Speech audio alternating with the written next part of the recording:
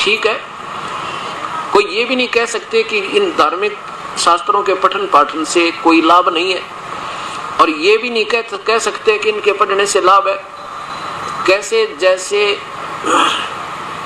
किसी भी धार्मिक सदग्रंथ से, जैसे चारों पवित्र वेद उर्फ गीता जी, चारों वेदों का सार गीता जी है, और पवित्र बाइबल, पवित्र कुरान शरीफ यानी पवित्र कुरान और पवित्र गुरु ग्रंथ साहिब, पवित्र कबीर परमात्मा या गरीबदास या गीसा संत या दादू साहेब आदि की वाणी, ये एक बहुत ही अच्छे सदग्रंथ होते हैं। और इनमें से कुछ अंश निकाल कर सुबह का नित्यनेम बना लिया, सुबह की आरती वगैरह निकाल ली, या चारों वेदों में से एक मंत्र निकाल लिया, ओम भूर्भुवः स्वः तत्सवितुर्वरेण्यं भर्गोदेवस्य आदि।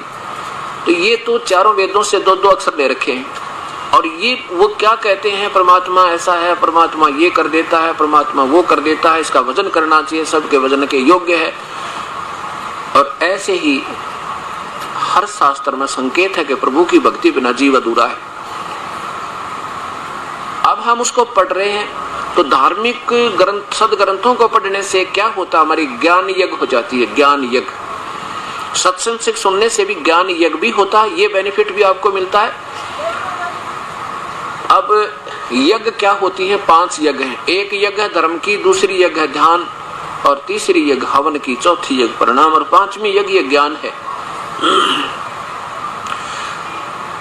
इन 5 यज्ञों के करने से प्रभु प्राप्ति नहीं होती, ये प्रभु की प्राप्ति में सहयोगी होते हैं।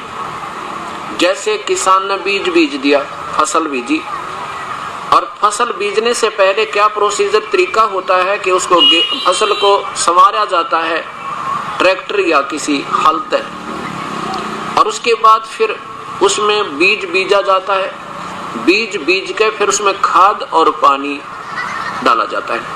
अब बीज तो समझो मूल नाम,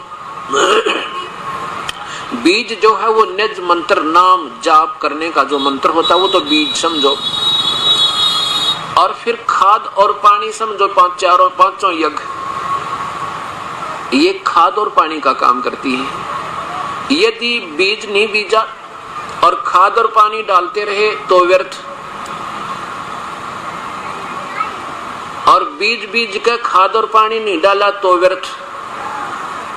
अब ये समझना आपने इन शास्त्रों को कि यदि हम कोई यज्ञ करता, जैसे हवन एक यज्ञ है, हवन उनमें से एक यज्ञ हवन है, उसको किसी तरीके से कर दीजिए, चाहे तो लकड़ियों में लकड़ी जगा के जलाकर उसके ऊपर घी डाल दो, वो घी ने काम करना है, लकड़ियों ने तो उसको सहयोग देना जलाने में बस, बाकी चाहे चंदन की हो चाहे सूखी लकड़ी हो।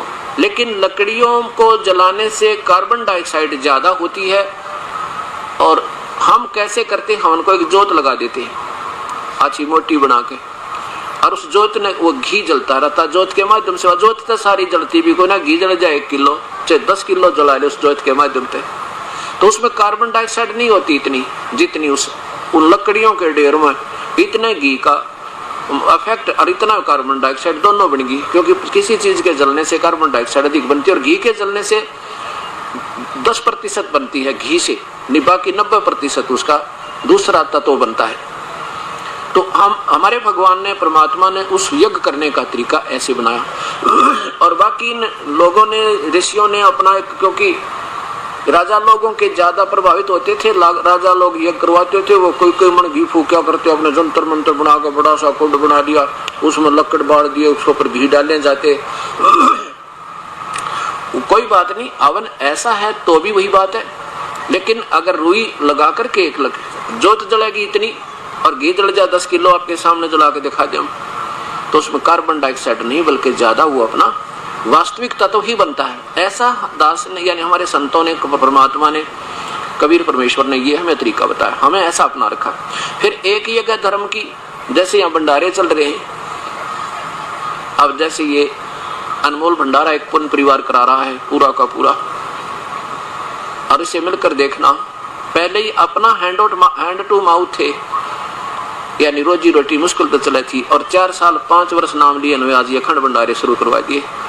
ये समर्थ की शक्ति परम पिता से जब हमारा मेल हो जाएगा, परम शक्ति तय जो ब्रह्मा विष्णु महेश ब्रह्म और परब्रह्म तो का भी दाता है, वो जड़ रूपी परमात्मा, तो उसकी निमित्त हम सद यानी सद ढंग से सच्चे ढंग से जो सीधी शास्त्रानुकूल साधना प्रारंभ करेंगे तो हमारे पुण्य गणे होंगे और उनका बेनिफिट वो परमात्मा हमें सीधा प्रारंभ कर देता है, जिसके कारण अब ना तो हमने लूटने की जरूरत पड़ा, ना किसी की झूठ बोलने की और ना किसी की चोरी की, ना मिलावट की। इतना धन देगा परमात्मा। पहले तो ये क्या करेगा कि आपके होने वाले हानियों को, हार्म्स को, वो नुकसान को बंद कर देगा। जिसमें आपके लाखों रुपए लगने थे, बीमारी में कितना नुकसान होना था, कोई पशु बिगड़ना था, तो वो बेनिफिट प्रारंभ हो गया आपको।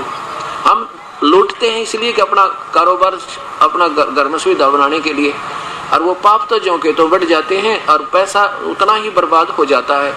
तो इसलिए हम परम शक्ति से संबंधित ना होने से, सतज्ञान सतभक्ति ना करने से, सतज्ञान के अभाव से हम साधना भी करते थे और हानि रह जाती थी। एक यज्ञ धर्म की, जैसे यहाँ अखंड भंडारे चल रहे परमात्मा के सदा व्रत, 4 दिन तक कोई किसी टाइम और खाना खाओ। यहाँ कौन आएगा? केवल परमात्मा की प्यारी आत्मा आएगी, दूसरा आ नहीं सकता। और यहाँ खाना खाने नहीं आएंगे, प्रभु की चर्चा अर्थ आते हैं। और ऐसे आने वाले महापुरुषों के, भक्त आत्माओं की प्यारों को जो भोजन खिला दिया जाता है, वो प्रभु उसको 1000 गुना बेनिफिट ज्यादा देता है। एक तो आम आदमी ने खाना खिलावा, तिथि आ जा घर पर, उसका भी लाभ है, लेकिन ऐसे शुभ समागम के माध्यम से जो पुण्य किया जाता है विधिवत साधना से, इसका बहुत ज्यादा बेनिफिट है। तो एक धर्म यज्ञ और दूसरी यज्ञ ध्यान। अब ध्यान यज्ञ हठ योग नहीं है हमारा। हठ योग कैसे होता था? जैसे पहले ऋषि लोगों का देखा, आंखें बंद कर ले, बैठा रहा 2.5 घंटे कान। अब वर्तमान के सतलोक प्राप्ति कराने वाले संत भी कहते हैं 2.5 घंटे कान दाब के अभ्यास शाम न करे और 2.5 घंटे सुबह, और फिर बस अपना, इसको हठ योग कहते हैं। ये ध्यान नहीं, ये संत मार्ग नहीं है, ये तो हठ योग है, जो गीता जी में स्पष्ट मना किया है कि जो तन हट करके और जबरदस्ती इंद्रियों को रोकने की चेष्टा करते हैं, वो हठ योगी। मुझे भी दुखी करते उन पाप आत्माओं को, घोर नरक में ठोकूंगा।